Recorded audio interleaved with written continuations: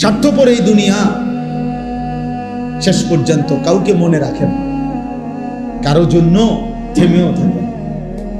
বহুত স্বার্থপর এই দুনিয়া, বহুত স্বার্থপর। আমি বলছি কয়দিন আগেও, এই 2-3 দিন আগে আমি ফজরের নামাজের আধা ঘন্টা পরে আমার বাসার সামনের বাজারে গেছি, দেখছি একটা হাইয়েস আর ট্রাক অ্যাক্সিডেন্ট করছে, অনেক গাড়ি আটকায় গেছে। হাইয়েস গাড়িটার থেকে ভাইঙ্গা ড্রাইভারটারে বাইর করছে, ড্রাইভারটার এই সাইড পুরো গুঁড়া হয়ে গেছে, কিছুক্ষণের মধ্যে ড্রাইভারটা মারা গেছে। আহা, লক্ষণীয় বিষয় হলো চলন্ত গাড়ি তো চলতেছিল, এই ড্রাইভিং সিটে বসে এই লোকটা কিছুক্ষণের মধ্যে মারা গেল। কিন্তু এর 10 মিনিটের মাথায় একটা গাড়ি, এখানে যে শত শত গাড়ি জ্যাম বাজলো, সব গাড়ি যার যার মতো করে চলে গেল। কারো হাতে সময় নাই, কেউ কারো জন্য থামে না। বিকাল বেলা আর কেউ কারো খবরও নাই, চিহ্নও নাই, কারো জন্য কেউ অপেক্ষা করে না, কারো হাতে সময় নাই, কারো হাতে সময় নেই। এজন্য স্বার্থপর এই দুনিয়া শেষ পর্যন্ত কাউকে মনে রাখে না, কারো জন্য থামে না। আমার আমি আমি আমি ভালো থাকলে আমি ভালো আছি, আমি মন্দ তো আমি মন্দ, আমি মরে গেলাম তো মরেই গেলাম, এই পৃথিবীর জায়গায় রয়ে গেল। তোমার জন্য কেউ থামবে না, সূর্যও না, চন্দ্রও না, আলো বাতাস রোদ বৃষ্টি কেউ না, একটা মানুষও না, একটা মানুষও। এ দুনিয়া বড় স্বার্থপর, বড় স্বার্থপর। এজন্য বাপ আপনাদেরকেও বলি, যুবক তোমাদেরকেও বলি, তুমি নষ্ট হয়ে গেলে শেষ পর্যন্ত মনে রাখো তোমার জন্য কেউ থামবে না। আপনাদেরকে বলি বাবা, স্ত্রী সন্তানের জন্য যদি আপনি হারাম উপার্জন করে জীবনটা শেষ করছেন, কোনোদিন পাবেনও নাই। সুদের টাকা, কিস্তির টাকা, হারামের টাকা, ওজনে কম দেওয়া, ধোকাবাজি, প্রতারণা করা উপার্জন করা দরকার ছিল না। আমনের কলজার মধ্যে শয়তানে বসায় দিছে যে বউ বাচ্চার লাগে এগুলা করতেছ, করো না রে বাপ, খোদার কসম এরা মনে রাখবে না, এরা মনে রাখবে না, এরা কোনোদিন বলবে না, এরা মনে রাখবে। দুপুর বেলা জানাজা হইছে, আসরের পরে জানাজা হইছে, কানছে 2 ঘন্টা 4 ঘন্টা, জিফুত নাতি নাতনি স্ত্রী সন্তান। ওই দিনকেই এশার নামাজের পরে দেখা যাবে এরা সবাই পাশের বাড়ির থেকে ভাত তরকারি রান্না আনছে, এরা খানা খাইতেছে, এরা গোশত খায়, মাছ খায়, ডাল খায়, সবই খাইতেছে এরা। এরা না কাঁদছে অনেক, ওই কাঁদছে আর কি। এজন্য আমি নিজেকে বরবাদ করে, আমার কবর, আমার আখিরাতকে নষ্ট করে আমি আমার স্ত্রী সন্তানকে হারাম খাওয়াইতে হবে, খোদার কসম এটা কোনো মুমিন করতে পারে না। বর্তমান সময় মানুষের ভিতরে গুনাহের প্রবণতা, আল্লাহর নাফরমানির প্রবণতা মাত্রাতিরিক্ত, মাত্রাতিরিক্ত। মানুষ যেন বানের পানির মতো, বন্যার পানির মতো বাঁধ ভাঙ্গা আল্লাহর নাফরমানির প্রতিযোগিতা করতেছে। ঘরকে ঘর, ঘরকে ঘর, ঘরকে ঘর। এক সময় তো শুধু টেলিভিশনের সামনে সবাই দেখতো, এক সময় তো নির্দিষ্ট সিনেমা হলে গিয়ে দেখতো। আজ এই বড় মোবাইল, এই আধুনিকতার এই যুগে আইসা প্রত্যেকের হাতে হাতে মোবাইল, ছোট বড়, নারী পুরুষ। এমন বহু স্বামী স্ত্রীও আছে, এই যে একসাথে ঘুমাইছে, শুইছে একসাথে, ঠিক আছে, কিন্তু কারো মধ্যে কোনো ব্যক্তিগত কোনো আনন্দ, কথাবার্তাও নাই। দুইজনের 2টা মোবাইল, উনি উনারটা দেখতেছে, বেডিয়ে বেডিরটা দেখতেছে, এরই মধ্যে দুজনের ঘুম চলে আসে।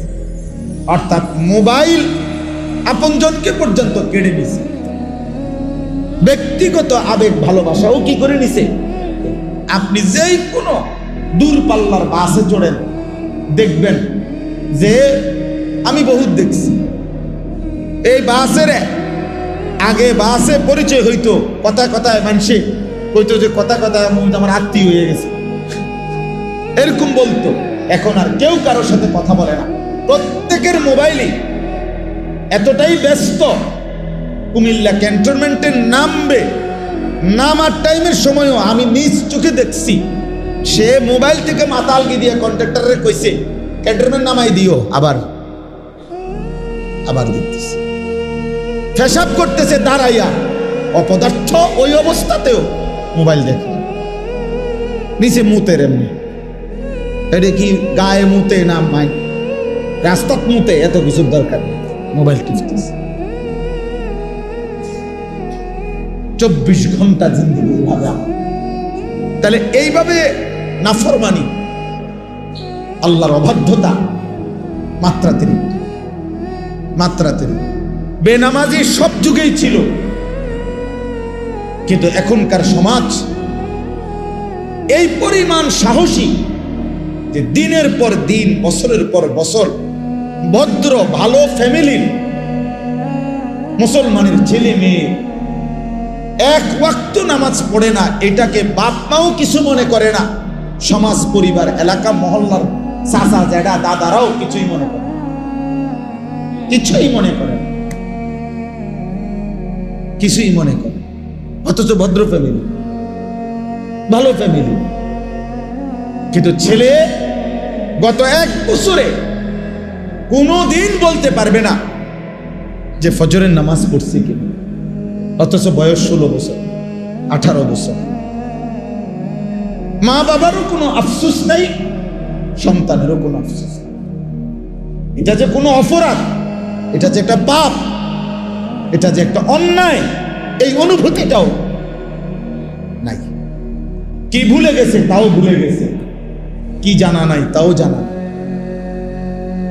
এই হলো বাপ হালাত, এই হলো হালাত, এই হলো জিন্দেগি। সারা দিন সারা রাত কারো অর্থের নেশা উপার্জনের, কারো নারীর নেশা, কারো ক্ষমতার নেশা। সবাই আমরা দুনিয়া ভোগ করার নেশায় আছি। সবাই ব্যস্ত। আপন মা বাপ কি নিয়ে এত ব্যস্ত যে এই ব্যস্ততার কারণে ছেলেটারে কুদ্দুর নামাজি বানাবে এই সময়ও হাতে নাই, মেয়েটাকে পর্দানশীল বানাবে এই সময়ও হাতে নাই, স্ত্রীকে পর্দানশীল বানাবে এই সময়ও হাতে নাই। উনি শুধু ব্যস্ত ব্যস্ত ব্যস্ত ব্যস্ত ব্যস্ত ব্যস্ত। আহা মুসলমান, কিসের জন্য কি সময় শেষ করলেন? আমার বলার উদ্দেশ্য হলো উলামায়ে কেরাম এই জন্য, তাইলে উলামায়ে কেরাম এটা ভাবতেছেন যে আসলে মূল কথাটা হলো উম্মতকে, আল্লাহর বান্দাদেরকে, এই মুসলমান এই জনগোষ্ঠীকে আরো বেশি আরো ব্যাপক আল্লাহর কথা বলা দরকার বিভিন্ন আঙ্গিকে। এই জন্য আলহামদুলিল্লাহ আমাদের বুজুর্গ উলামায়ে কেরাম ইসলাহি মজলিস চালু করছেন। আবার ইদানিং কালে আইসা ব্যাপকভাবে শীর্ষ আলেম উলামা, বুজুর্গ আলেম উলামা, উম্মতের জন্য যারা ফিকির করে, ওনাদের ফিকির হলো মসজিদে মসজিদে, মহল্লায় মহল্লা। ওই ভাই, আপনি এতগুলো ছবি উঠাইয়া করবেন কি? এই যে আপনি করেনটা কি এখানে? নিজে নিজে ছবি উঠাইতে আছে, এটারে ঘুরাইতে আছে মোবাইলে, আবার হাসতে আছে। মাশাআল্লাহ, আল্লাহ তাআলা আপনার বিবেকের উপরে রহম করেন। তো এই জন্য বললাম, আমি ছেড়ে দেওয়ার মানুষ না। আমার কথা এক কথা, আমি জীবনে কোনোদিন দরকার হলে আর আসবো না, কিন্তু একবারই বলে গেল আমার হিসাব সই। বুঝেন নাই কথাটা?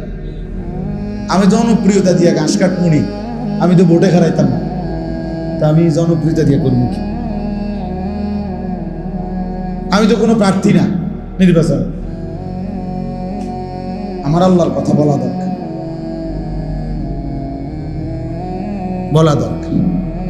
1 জন হোক 10 জন হোক, কিন্তু মনোযোগ দিয়ে শুনতে হবে। গাফেলকে বলে 1000 বছরও কোনো লাভ, গাফেল 1000 বছর।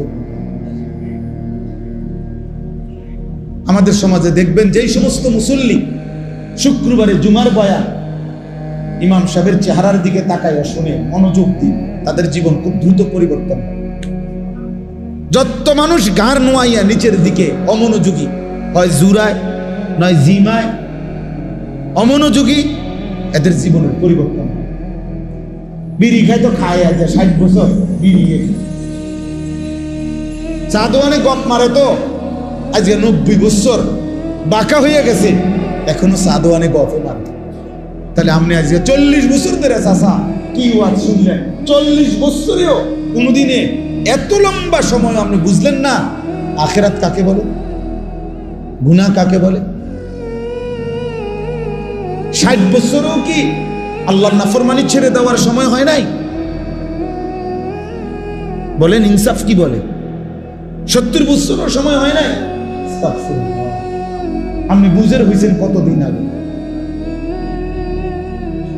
কত বছর ধরে? তো এজন্য বললাম ওলামায়ে কেরাম বুজুর্গানে দ্বীন ভাবতেছেন, চেষ্টা করতেছে, মসজিদে মসজিদে, মাদ্রাসায় মাদ্রাসায়, মহল্লায় মহল্লায়, মাসিক হোক সাপ্তাহিক হোক, আরো বেশি আল্লাহর কথা বলা হোক। ইসলাহি মজদি সংশোধন, ইসলাহ মানে সংশোধন, উম্মতের সংশোধন, মানুষের সংশোধন, ব্যক্তির সংশোধন, যেন এই বলতে বলতে ধাক্কা দিতে দিতে কলিজার মধ্যে, বিবেকের মধ্যে আঘাত করতে করতে যেন কিছুটা পরিবর্তন হয়। এই জন্য আমরা ব্যাপকভাবে ইসলাহি মজলিস আরো অনেক আগের চাইতে এই শীত গরম রোদ বৃষ্টি সর্বাবস্থায় ফিকির করি যে আল্লাহর কথা বলা দরকার।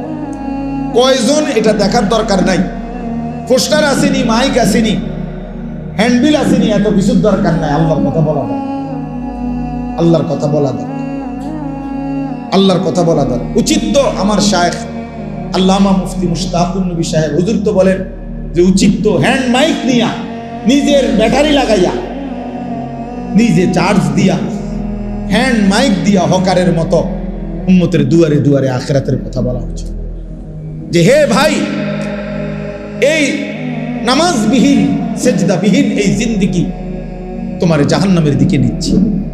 তোমার এই নারী ছবি, তোমার এই মোবাইল প্রীতি, নারী প্রীতি, হারাম উপার্জনের এই লালসা তোমার জাহান্নামের দিকে পৌঁছাচ্ছে। ওয়া ইন্নাল ফুজুরা ইয়াহদি ইলান নার, আল্লাহর নবী সাল্লাল্লাহু আলাইহি সাল্লাম বলেছেন গুনাহ ইয়াহদি ইলান নার, জাহান্নামের দিকেই নিয়ে যায়, জাহান্নামের দিকেই নিয়ে যায়। প্রত্যেক গুনার ওই পিঠে আগুন আছে। এজন্য কোরআনুল কারীমে আল্লাহ তাআলা বলেন কু আনফুসাকুম ওয়া আহলিকুম নারা, তোমরা নিজেকে এবং পরিবারের সদস্যদেরকে জাহান্নামের আগুন থেকে বাঁচাও। তাহলে দুনিয়াতে জাহান্নামের আগুন নাই, জাহান্নামের ভিতরে জাহান্নামের আগুন এখানে তো নাই, তাহলে আগুন থেকে বাঁচাও মানে কি? এখানে তো আগুনে নাই। এর জন্য মুফাসসিরিনে কেরাম বলে এর অর্থ হলো নিজেকে প্রত্যেকটা গুনাহ থেকে বাঁচাও, কারণ প্রতিটা গুনাই আগুন। প্রতিটা গুনার ওই পিঠে অন্তর্দৃষ্টি দিয়ে তাকালে দেখা যাবে আগুনই জ্বলতেছে। নারীর ওই হাসিতে ভিন নারীর আগুন জ্বলে, মোবাইলের ওই অস্থির ছবিতে আগুনই জ্বলে, সুদের টাকায় আগুন জ্বলে, কিস্তির টাকায় আগুন জ্বলে, বেপর্দা বেহায়া নারীর সারা অঙ্গেই আগুন জ্বলে, আগুন জ্বলে। তো এই কারণে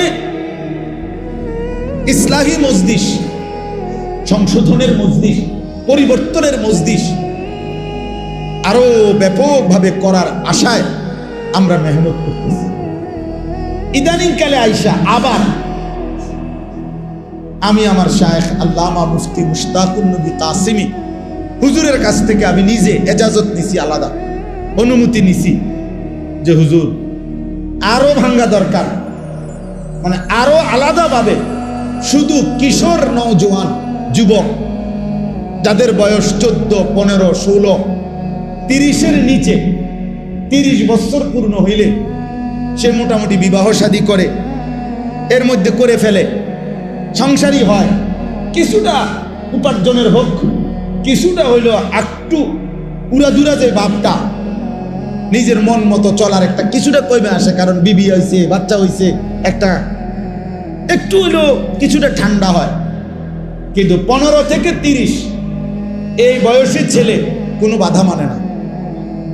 আগামী ভবিষ্যৎ তার কি হবে কিছুই ভাবে না। নারী, ছবি, মদ, জুয়া, জিনা, ব্যভিচার, গান, বাদ্য, আড্ডা। কারণ শরীর পুরা সামর্থ্যবান, এতটুকু সময়ের মধ্যে উল্লেখযোগ্য তেমন কোনো রোগ নাই, একদম তাগড়া শরীর। সারা রাত জাগলেও সমস্যা নাই, সারাদিন শিক্ষারলেও সমস্যা নাই, হ্যাঁ, মাইলকে মাইল দৌড়াইলেও কোনো অসুবিধা নাই। কারণ তার শরীর তো যৌবনের মূল সুস্থতার সময়। এই সময়টাতে অসংখ্য কিশোর যুবক ছেলে এই পরিমাণ চরিত্রহীন হয়ে গেছে, এই পরিমাণ গুনায় ডুবে গেছে, ওইখান থেকে যার কেউ উঠাবে তো উঠাইলেও দুর্গন্ধ চুবে, উঠাইলেও দুর্গন্ধ চুবে। আমি ব্যক্তিগতভাবে শত শত কিশোর যুবকের ব্যক্তিগত ঘটনা আমি জানি, যেটা হয়তো মা বাবা আন্দাজও করতে পারে নাই। এমন ফুটফুটে আমার 10 বছরের ছেলে আজকে 18 বছর না হইতেই এই 8 বছরের ব্যবধানে তার 2টা সাফা ভিতরে ঢুকে গেল কেন? এত অল্প বয়সে তো সে এত ভাঙে যাওয়ার কথা না, এত অল্প বয়সে তো চোখ এত ভিতরে যাওয়ার কথা না, এত বয়সে, এত কম বয়সে এত উদাস, এত হতাশ। চেহারা শুধু দেখলেই বোঝা যায় কোথায় হারায় আছে, কোথায় গেছে গা, কোন রাজ্যে ভাইসা গেছে খবরও নাই, খবরও নেই। মা বাবা কামাই করতেছে, বাপে ব্যস্ত, উনি সোফা ঠিক করে, খাট ঠিক করে, ফার্নিচার নিয়ে ব্যস্ত, মায়ে প্রসাদনীয়ার গহনা নিয়ে ব্যস্ত। সন্তান নিজের জীবন নিজের হাতে তুলে নিয়ে তার মনে যা চায় তাই করতেছে, বিনিময়ে চরিত্রহীনতা, অসভ্যতা, অস্থিরতার চূড়ান্ত গহীন অন্ধকারে ডুবে গেছে, ডুবে গেছে। হ্যাঁ, এক যুবক আমার কাছ থেকে উত্তরবঙ্গ থেকে আসছিল, বলছিল যে আমার আব্বা অনেক কষ্ট করে 2.5 লক্ষ টাকা ওনার ক্যাশে জমাইছে, ফার্নিচারের ব্যবসা করে। আমি শয়তানের খপ্পরে পড়ে এই 2.5 লক্ষ টাকা বাবার চুরি করে নিয়ে অনলাইনে জুয়া খেলছিলাম, জুয়া খেলে হুজুর সব হারায় ফেলছি। এখন বাবা আমার বাড়ির থেকে বের করে দিছে, কারণ আমার আব্বারও কিচ্ছু নাই, আমারও কিছু নাই। এখন আমি কি করবো? এই কাঁদতেছে জড়ায় ধরা, আর বলতে কিছুই বুঝতেছি না, এই জন্য আসছে দোয়ার জন্য। কি দোয়া করতাম, কি বলতো?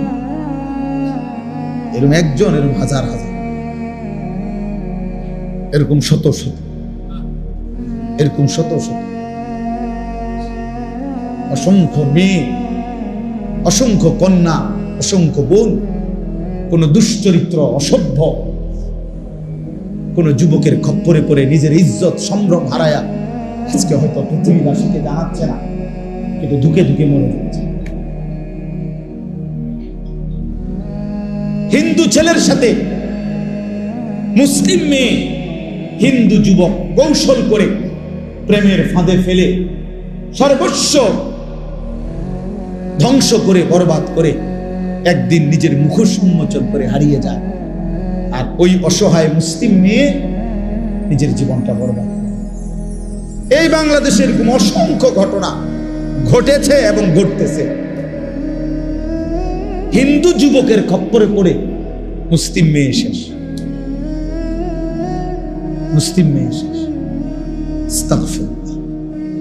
আমার বাপ চাচাদেরকে বুঝানোর জন্য বললেন, আরো অনেক কথা, এগুলা সব খোলামেলা বলাও সম্ভব না, সম্ভব না। আমাদের সন্তানদের গুনাহের শাহওয়াত, নারীর অশ্লীলতার, অসভ্যতার এমন অসংখ্য ছেলে আমাদের সমাজে আছে। সারা রাত উলঙ্গ ছবি দেখে, সারা দিন সারা রাত মোবাইলে, তার কামে হলো এই বড় মোবাইলটা ছাড়া একটা মিনিট সে বাঁচবে না। মাছ যেরকম পানির থেকে উঠাইলে ছটফট করে মরে যায়, এরকম মরে যাবে, পাগল হয়ে যাবে, অস্থির হয়ে যাবে, সব হারাইতে রাজি, যে মোবাইল হারাইতে রাজি। এই জন্য বাবা, নওজোয়ান ভাই, তোমাদেরকেও বলি ভাইয়া, আমরা ব্যক্তিগতভাবে এই জন্য নতুন করে আবার ফিকির করছি যে আরো কমাই আইনা শুধু কিশোর যুবক অর্থাৎ এই নওজোয়ান যারা এদের জন্য ইসলাহি মজলিস, এদের জন্য আলাদা আলোচনা হওয়া দরকার। এদেরকে আলাদা, যে যাদের বয়স 15 থেকে 30, শুধু তাদেরকে আলাদা দায়িকা তার ব্যক্তিগত চরিত্র, আখলাক, তার নৈতিকতা, তার ভবিষ্যৎ, দুনিয়ার ভবিষ্যৎ, আখিরাতের ভবিষ্যৎ কাছে নিয়ে দরদ নিয়ে তারে আরো বলা দরকার যে বাপ তুমি নষ্ট হয়েও না। স্বার্থপর এই দুনিয়া শেষ পর্যন্ত কাউকে মনে রাখে না, কারো জন্য থেমেও থাকে না। বহুত স্বার্থপর এই দুনিয়া, বহুত স্বার্থপর।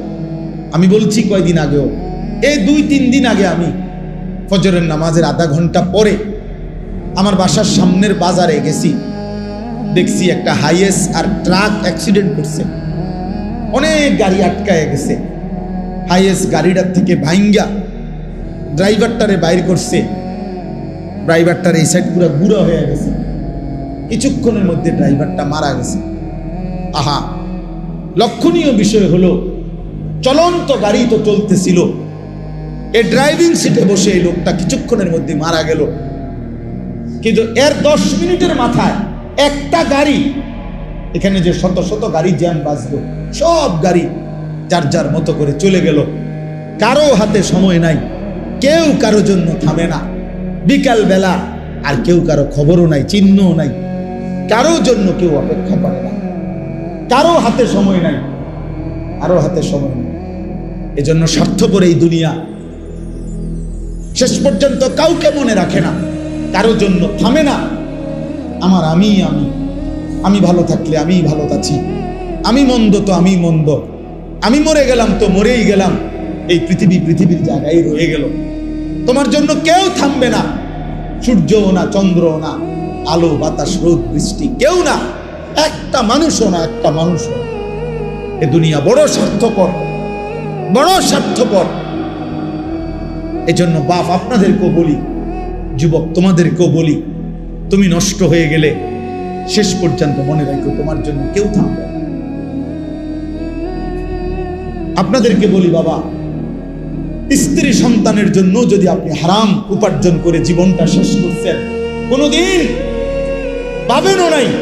সুদের টাকা, কিস্তির টাকা, হারামের টাকা, ওজনে কম দেওয়া, ধোকাবাজি, প্রতারণা করা উপার্জন করা দরকার ছিল না? আমনের কলজার মধ্যে শয়তানে বসায় দিছে যে বউ বাচ্চার লাগে এগুলা করতেছো, করো না রে বাপ, খোদার কসম এরা মনে রাখবে, এরা মনে রাখবে না, এরা কোনোদিন বলবে না, এরা মনে রাখবে। দুপুর বেলা জানাজা হইছে, আসরের পরে জানাজা হইছে, কানছে 2 ঘন্টা 4 ঘন্টা, জি পুত নাতি নাতনি স্ত্রী সন্তান, ওই দিনকেই এশার নামাজের পরে দেখা যাবে এরা সবাই পাশের বাড়ির থেকে ভাত তরকারি রাঁধতে আনছে, এরা খানা খাইতেছে, এরা গোশত খায়, মাছ খায়, ডাল খায়, সবই খাইতেছে। এরা না কানছে অনেক, ওই কানছে আর কি। এই জন্য আমি নিজেকে বরবাদ করে, আমার কবর, আমার আখিরাতকে নষ্ট করে, আমি আমার স্ত্রী সন্তানকে হারাম খাওয়াইতে হবে, খোদার কসম এটা কোনো মুমিন করতে পারে না, কোনো মুমিন করতে পারে। আমার ছেলে কোনোদিন 1 ওয়াক্ত ফজরের নামাজ পড়বে না, আর এমন জানোয়ারের জন্য আমি কামাই করুম, কমপক্ষে আমি আনিস এমন বেকুব না। তার লগে আমার আগে বোঝাপড়া করা দরকার। তুই মুসলমানের বাচ্চা কিনা আগে এটা বল, তুই ইমানদারের সন্তান কিনা বল বেটা। যদি তুই মুসলমানের বাচ্চা হস, আমি তোর জন্য মাথার ঘাম পায়ে ফেলে কামাই করমু, আমার এই কষ্টের উপার্জনের কিনা ফ্যান, খাট, পালং, সোফা, ফার্নিচার, বাজার সদাই, আর তুই বেঈমান সারা রাত মোবাইলে নারী দেখবি, ছবি দেখবি, কোনোদিন ফজরের নামাজ পড়বি না, এমন জানোয়ারের জন্যই আমি কামাই করলাম না। এমন হাইওয়ানের জন্য কামাই করতে বলছে কে? যার কপালে সেজদা নাই, অত মানুষ না। এখানে আছে, দেখেন আপনি, আল্লাহ তাআলা বলছে সবচেয়ে নিকৃষ্ট মানুষ সে যে নামাজ নষ্ট করে। ফাখালাফা মিন বাদিহিম খালফুন, প্রত্যেক প্রজন্মের নিকৃষ্ট কারা? আল্লাহ বলেন আদাউস সালাহ, যারা তাদের নামাজকে নষ্ট করে দেয়। এখানে তাফসীরের মধ্যে লিখছে অর্থ হইল যারা নামাজ ছেড়ে দেয় তারা না, বরং যারা নামাজ পড়ে কিন্তু নষ্ট করে। অর্থ হইল তিনটা: এক, যে ব্যক্তি নামাজ পড়ে কিন্তু সবসময় বিলম্ব করে, যথাসময়ে নামাজ পড়ে না। দুই, যে নামাজ পড়ে কিন্তু নামাজের ফরজ ওয়াজিব রুকু সেজদা তাসবিহ এগুলো ঠিকমতো আদায় করে না। তিন, যে নামাজ পড়ে কিন্তু নিয়মিত জামাত ত্যাগ করে, মানে নামাজের জামাতে পড়ে না। এই ব্যক্তিকে বলা হয়েছে সে নামাজ নষ্ট করে, সে নিকৃষ্ট মানুষ। তাহলে যে নামাজই পড়ে না সে কি? সে কোনো আইটেমের মধ্যেই নেই। না, হে কোনো আইটেম নেই, হয় কোনো কি প্রকারের মধ্যেই নেই, ওর আলাদা কোনো প্রকারে নাই। বেনামাজির কোনো পরিচয়ই নাই, বেনামাজি কোনো মানুষের কাতারে না, বেনামাজি কোনো ইনসানে না। বেনামাজি কাল আনআম, চতুষ্পদ জন্তুর মতো, অথবা তার চাইতে নিকৃষ্ট। উপরে উঠার কোনো সুযোগ নেই। গরুর চাইতে উপরে যাইতে পারবে না সে, ছাগলের চাইতে উপরে কোনো মর্যাদা তার নাই, কুকুর বিড়ালের চাইতে বড় কোনো মর্যাদা তার নাই। আর যদি বেশি নামাইতে হয় তো এর চাইতে নামাইতে হবে, উপরের দিকে যাই। হ্যাঁ,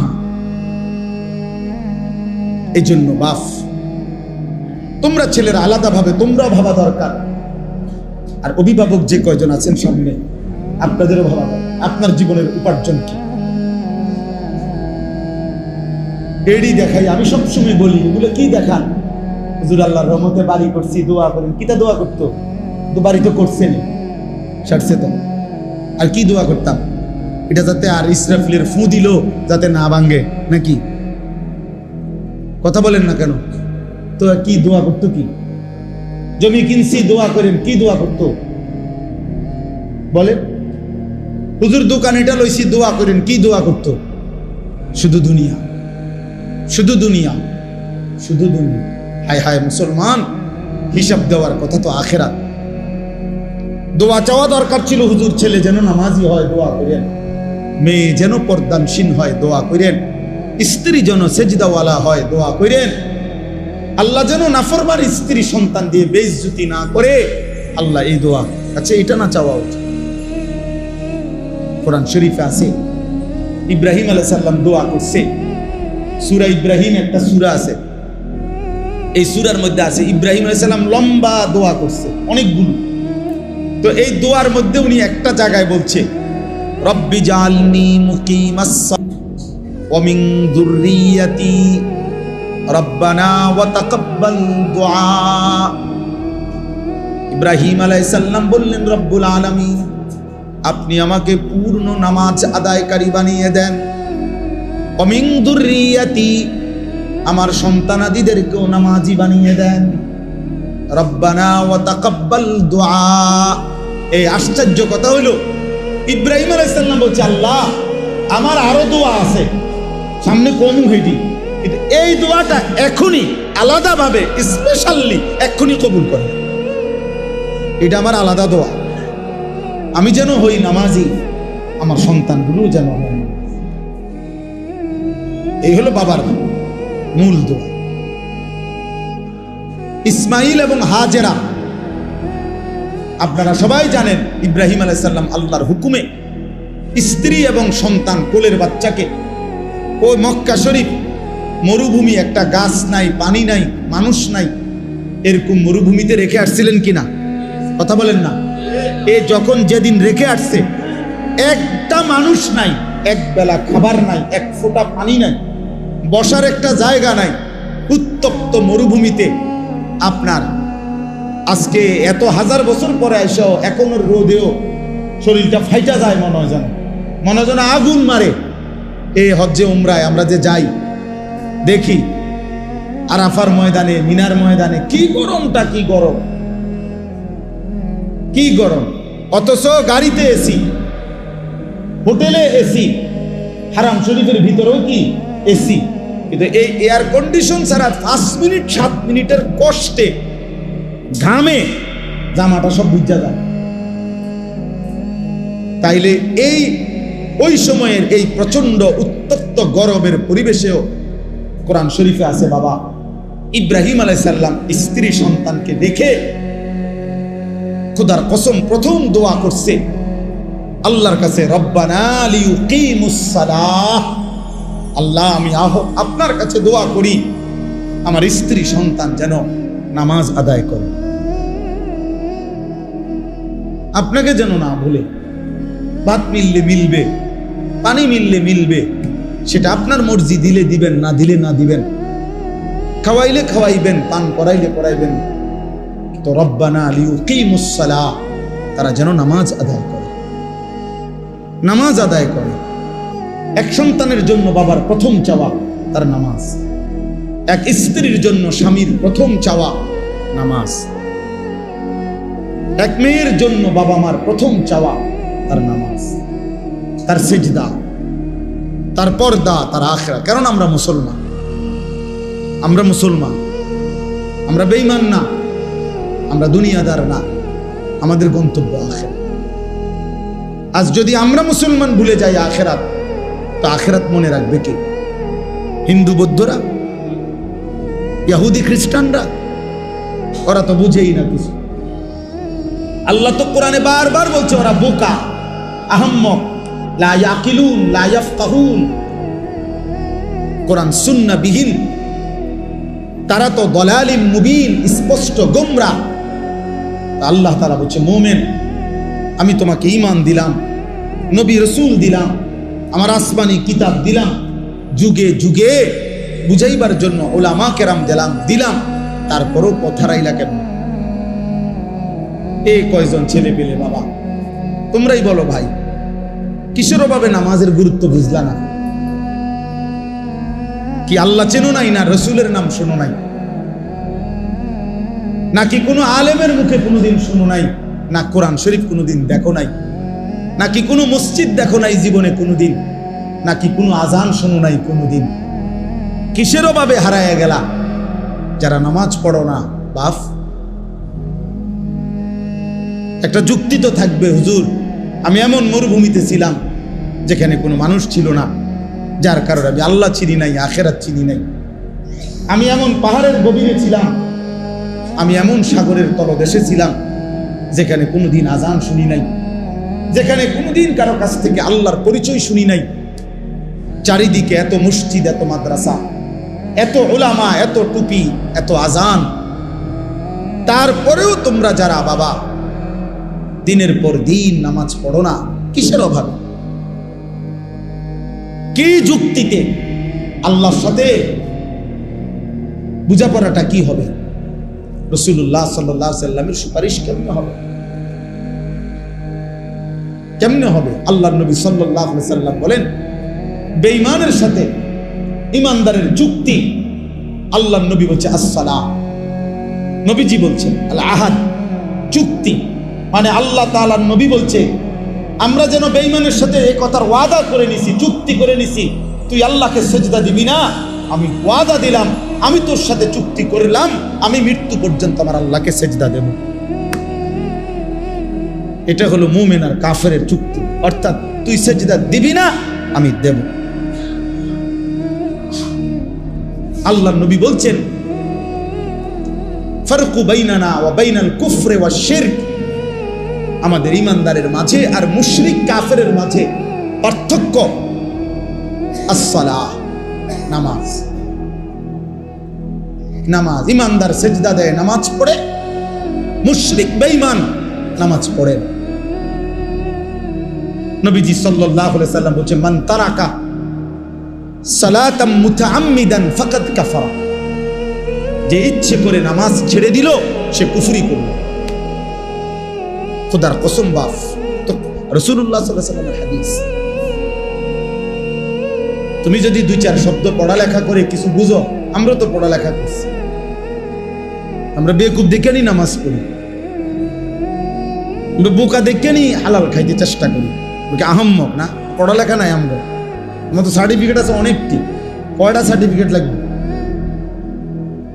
হ্যাঁ, এক পলিথিন সার্টিফিকেট হইব। আমি তো সারা বাংলাদেশে ফার্স্ট হয়েছি আলহামদুলিল্লাহ।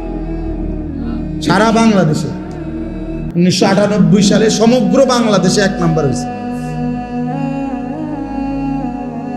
আমার অনেক সার্টিফিকেট আছে, এটি কই আছে কইতেও পারি না, কোন তুই রাখছি। অর্থ হইল যে বোকা না, সেজদাওয়ালা কি বোকা চাচা? ওরা কি ভাবছে, ওরা কি ভাবছে? শয়তান দুশ্মন ওদেরকে একটা চুলের মধ্যে লাগায় রাখছে যে সারাদিন চুল ফিরাইবা এভাবে। সালাম এদের একটা কাম দিছে, শুধু চুল এটারে ফিরাইবা, চুলের উপরে 3 মাসের ডিজাইন বদলাইবা, চুলের উপরে কমপক্ষে 500 টাকা চুলের সেলুনে খরচ করবা। কারণ একেবারে স্পষ্ট কথা মনে রাখবেন, ছেলে বাবা মনে রাখো, চুলের উপরে ব্যস্ত থাকা, চুল নিয়ে, চুলের সৌন্দর্য, চুলের মধ্যে রূপচর্চা, চুল নিয়ে ব্যস্ত থাকা, এটা নারীর স্বভাব। এই জন্য এই পৃথিবীতে নারীর চুলের জন্য হাজারো আইটেমের তেল প্রসাধনী আছে। নারীর সৌন্দর্য তার চুলে, এই জন্য নারী তার চুল সুন্দর রাখা, লম্বা করা, চুলের উপরে, সৌন্দর্যের উপরে বহু ফিকির করে। এই জন্য যেই সমস্ত ছেলে এই চুল নিয়ে ব্যস্ত, তোর মধ্যে মূলত পৌরুষ নাই, নারীর স্বভাব তোর উপরে গালেব, এই জন্য তোর মধ্যে এই মানসিকতা। পুরুষ যেটারে বলে ওটা তুই হারায় ফেলছিস।